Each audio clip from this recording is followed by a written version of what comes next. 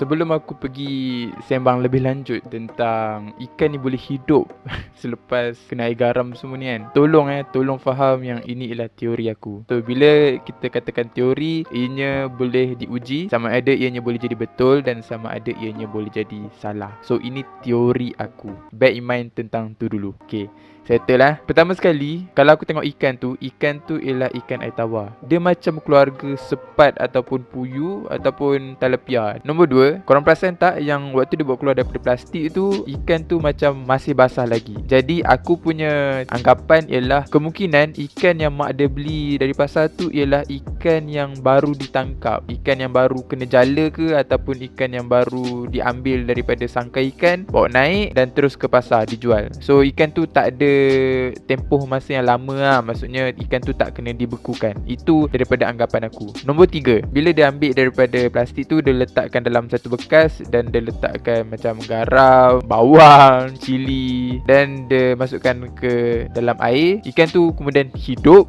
berenang kan. Sebenarnya dia macam kontradik apa yang aku belajar. Ikan air tawar kalau kita letakkan dalam air garam yang terlalu banyak, ikan tu akan lagi mati.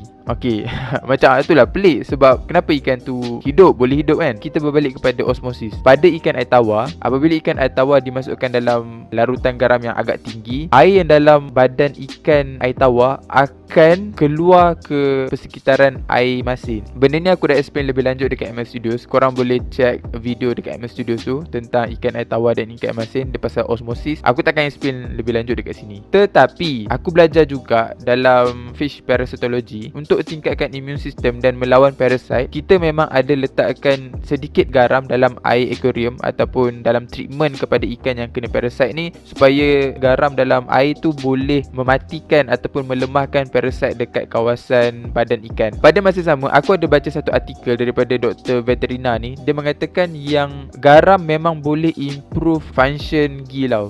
Fungsi gill akan boleh improve dengan kehadiran air garam pada ikan air tawar. Jadi kemungkinan garam tu menyebabkan fungsi gill tadi kembali pulih selepas ikan tu telah mati. Dia nampak dia macam kontradik dengan osmosis. Pada masa yang sama, garam memang ada fungsi untuk menyembuhkan ikan yang kena parasite dan juga improve function of the gill. Teori seterusnya tentang video ni, aku cuba breakdown. Kita tahu kalau cili kena kat kulit kita, kita rasa macam panas, irritate kan, rasa macam kemerahan kan. Dan dalam cili ada satu compound ni nama dia capsaicin yang menyebabkan rasa pedas tu. Capsaicin ni kalau kena kulit, dia akan rasa irritation tu, dia akan rasa pedas dan panas tu. Aku tak tahulah kalau capsaicin tu ada reaction yang sama pada ikan.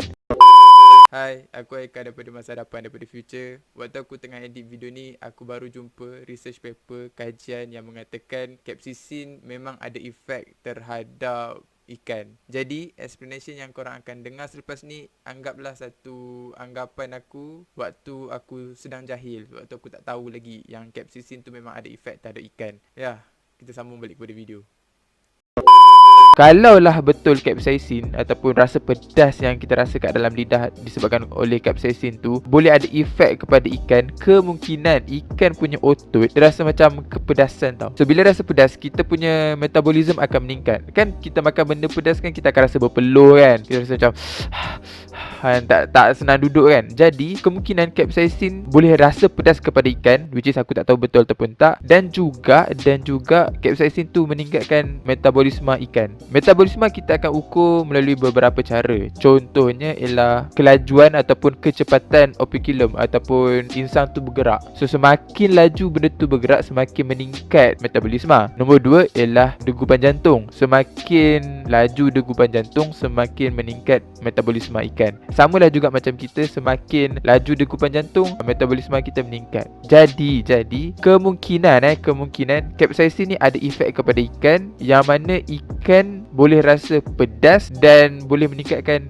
metabolisme ikan tersebut. Ikan yang dikatakan mati tadi, dia punya metabolisme agak rendah. Bila kita perkenalkan capsaicin, metabolisme dia meningkat. So dia boleh hidup semula. Next ialah tentang bawang. Aku ada baca beberapa artikel. Bawang memang ada efek dan kegunaan khasiat kepada ikan air tawar. Kadang-kadang ada sesetengah orang yang buat akuarium ni, diorang bagi makan bawang putih yang telah dikisar kepada ikan. Bawang putih ni boleh meningkatkan immune system kepada ikan. Jadi kemungkinan bawang putih yang dalam video tu, ataupun bawang putih lah secara general, dia rasa bagi kick kepada ikan tu. Dia rasa macam aku terkejut. Itu saja teori dan aku boleh sembangkan pasal ikan yang hidup dalam video TikTok tu. Aku nak ucapkan terima kasih kepada korang yang tag aku pada video tersebut, video TikTok yang ikan hidup tu. Aku mengalu-alukan lagi kalau korang ada video-video tentang ikan yang pelik-pelik ke, aku mengalu-alukan untuk korang tag. Kalau aku ada masa, aku boleh directly respon pada komen ataupun DM korang. Dan juga kepada pakar-pakar ikan yang tengok video aku ni, aku mengalu-alukan pendapat korang. Adakah teori aku ni bersesuaian? Sebab teori ni korang kena faham yang teori perlu diuji, dan aku tak ada equipment dan makmal untuk uji semua benda ni. Jadi aku gunakan semua knowledge yang aku ada tentang fisiologi ikan, ichthyofisiologi, untuk cuba breakdown macam mana ikan tadi boleh hidup semula. Share video ni kepada kawan-kawan korang supaya kawan-kawan korang boleh share kepada orang yang betul, dan juga aku boleh validate sama ada teori aku ni betul ataupun salah. Kalau korang share dekat Instagram, Instastory dengan Twitter, korang boleh tag dan mention aku.